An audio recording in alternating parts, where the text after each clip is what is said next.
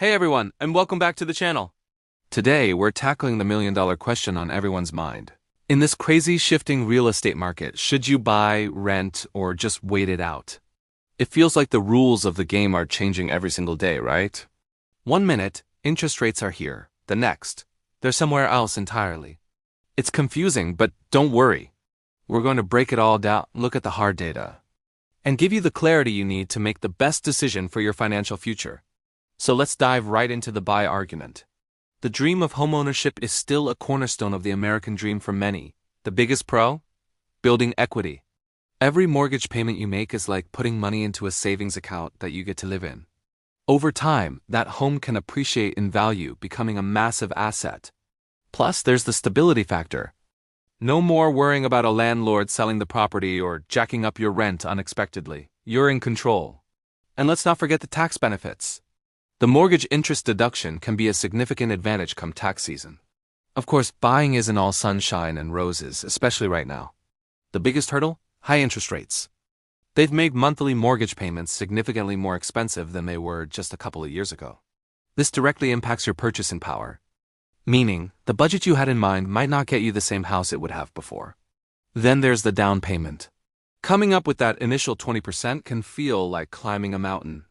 And once you own the home, you're on the hook for all maintenance, repairs, property taxes, and insurance.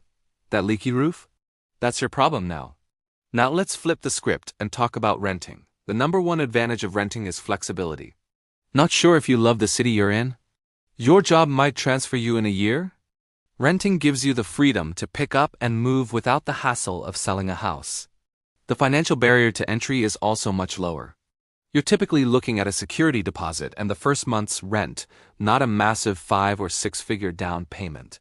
And when the water heater breaks at 2 a.m., you just make a phone call to your landlord. Maintenance and repair costs aren't your concern, which can be a huge financial and mental relief. But renting has its own set of drawbacks. The big one is that you're not building any equity. That monthly rent check is going straight into your landlord's pocket, helping them build their wealth, not yours. You're essentially paying a mortgage, it just isn't yours. There's also a lack of control. You can't just decide to paint the walls your favorite color or renovate the kitchen. And you're always subject to rent increases. In a hot rental market, you could see your rent jump significantly year after year, making it difficult to budget and save for the long term. It can feel like you're on a financial treadmill. This brings us to our third option, which has become very popular lately: waiting. The logic here is simple. The market feels overheated, interest rates are high, and inventory is tight. Why jump into the fire? By waiting, you're betting that conditions will improve. Maybe interest rates will come down, making mortgages more affordable. Perhaps more homes will come onto the market, creating a buyer's market where you have more negotiating power and less competition. Waiting allows you to take a step back, bolster your savings, improve your credit score, and really nail down what you want and where you want it. You can avoid making a rushed, emotional decision you might regret later. However, waiting is a gamble. There's absolutely no guarantee that the market will move in your favor. What if home prices continue to climb? You could get priced out of the neighborhoods you're interested in. What if interest rates go even higher? While you're waiting for the perfect moment, you could miss out on potential appreciation.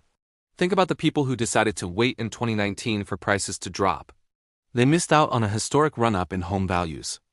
Timing the market perfectly is nearly impossible. And sitting on the sidelines means you're not building equity or putting down roots. It's a strategy that requires patience and a strong stomach for uncertainty. So, how do you decide?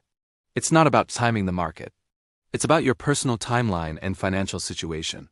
First, do a ruthless check of your finances. How stable is your income?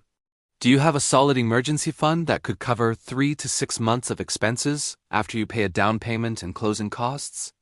Lenders want to see stability. If your job is uncertain or your savings are thin, buying right now is probably too risky.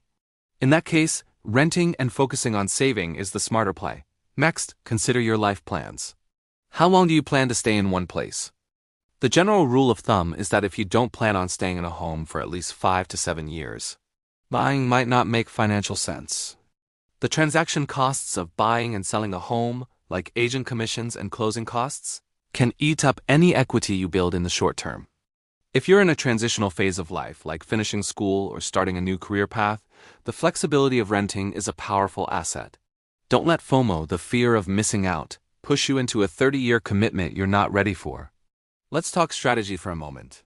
If you're leaning towards buying, remember this mantra: marry the house, date the rate. You can always refinance your mortgage when interest rates eventually drop. Focus on finding a home that truly fits your needs and your budget at today's rates. Don't overextend yourself banking on a future refinance. Look for properties that have been on the market for a little longer, as sellers might be more willing to negotiate on price or offer concessions, like a rate buy-down, to help with your monthly payment.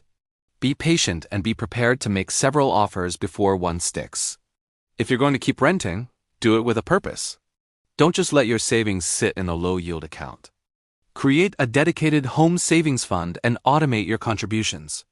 Put that money to work in a high-yield savings account or other safe, short-term investments. Use this time to aggressively pay down other debts, like student loans or car payments. Improving your debt-to-income ratio will make you a much stronger borrower when you are ready to buy. Track the market in your desired area so you're educated and ready to act when your time comes. Ultimately, there is no one-size-fits-all answer.